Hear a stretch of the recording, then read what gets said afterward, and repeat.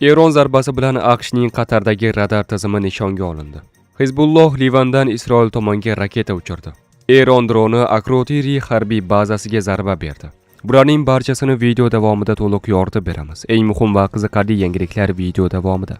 AQShning Bahrayndagi dengiz kuchlari obyektlari Eronning ballistik raketalari zarbasiga uchradi. Isroil armiyasi Eronga yangi zarbalar to'lqini boshlanganini ma'lum qildi. Aziz do'stlar, quyida shu haqda videoga like bosing va izohlarda fikrlaringizni yozib qoldiring. Ramazon oyida nega vitronik mahsulotini iste'mol qilish kerak? Chunki organizm tozalanish mobaynida vitronik mahsuloti ta'sirlari boshqa oyga nisbatan kuchliroq va tezroq bo'ladi.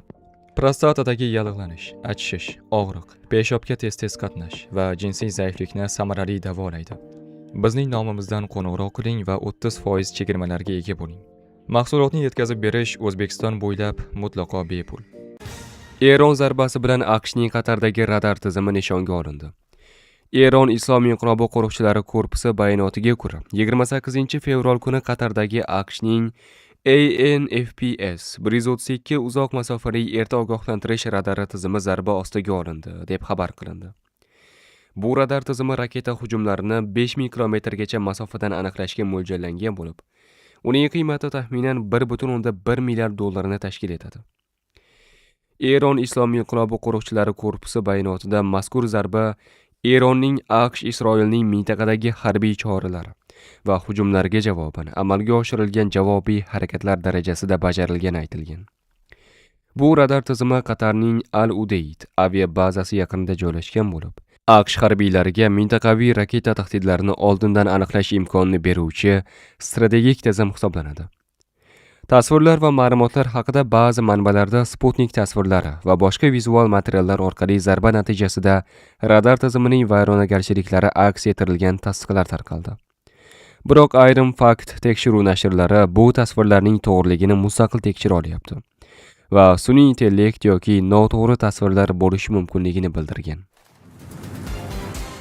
Livanning Eron qo'llab-quvvatlaydigan harakatlaridan biri bo'lgan Hizbulloh rasman Isroil shimoli tomon bir nechta raketa uchirganini tasdiqladi.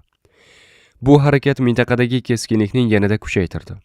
Bu raketa hujumi 2024-yil noyabr sulhidan beri birinchi shunaqa to'g'ridan-to'g'ri hujum bo'ldi. Bu haqda Times of Israel xabar berdi. Manbalarga ko'ra, bu raketalar jazo yoki javob sifatida amalga oshirilgan bo'lib, ularning maqsadi Isroilga qarshi harbiy bosimni oshirish edi. Isroilning javob reaksiyasi Isroil mudofaa kuchlari raketalarni ba'zilarini havo mudofaa tizimlari yordamida zararsizlantirdi. Boshqalari esa ochiq hududlarga tushdi, ammo biron jiddiy zarar yetkazganligi haqida hozircha xabarlar yo'q. Eron droni Akrotiri harbiy bazasiga zarba berdi. Kiprda joylashgan Britaniyaning RAF Akrotiri harbiy havo kuchlari bazasi Eron tomonidan uchirilgan dron hujumi natijasida zarba oldi, deb xabar qilinmoqda. Bu hodisa mintaqaviy harbiy keskinlik ortidan yuz berdi. Aytilishicha, dron hujumi bazaning hududiga to'g'ridan-to'g'ri ta'sir etgan yoki uning yaqinida portlash yuz bergan. Shuning uchun u yerda xavfsizlik tahdidi e'lon qilingan. Bu haqda UK Defense Journal xabar berdi. Hodisa joyidan tarqalgan videolarda Akrotiri bazasida portlashlar, signal sirenalari va xavfsizlik choralari ko'rilgani aks ettirilgan. Britaniya rasmiylari bayonoti. Buyuk Britaniya mudofaa vaziri Eron raketa va dron hujumlari oqibatida 2 raketa Kipr tomon yo'naltirilganini aytgan. Biroq bu zarbalar aynan Akrotirining nishonga olmaganligi hali aniq emas. AQShning Bahrayndagi dengiz kuchlari obyektlariga zarba. Eron o'zaro to'qnashuvlar doirasida Bahrayndagi AQSh 5-floti, US Navy 5th Fleet harbiy dengiz kuchlari qarorgohiga ballistik raketalar bilan hujum qildi. Bu bazalar Manama yaqinidagi Juffer hududida joylashgan bo'lib, u mintaqadagi eng asosiy Amerika harbiy nuqtalaridan biridir. Zarba oqibatida bazaga yaqin hududlarda portlashlar bo'lib o'tdi.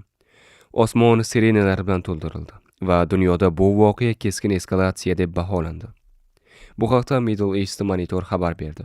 Bu zarbalar AQSh va Isroil tomonidan Eronga qarshi amalga oshirilgan oldingi zarbalarga javoban Eron tomonidan qilingan qarshi harakatlar natijasida yuz berdi.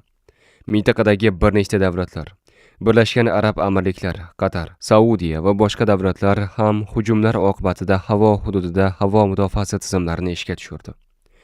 Eron harbiylari bu hujumlarni AQSh bazalarini mintaqaviy harbiy amaliyotlarda o'tkazilgan qarshi ta'sirlar deb atamoqda.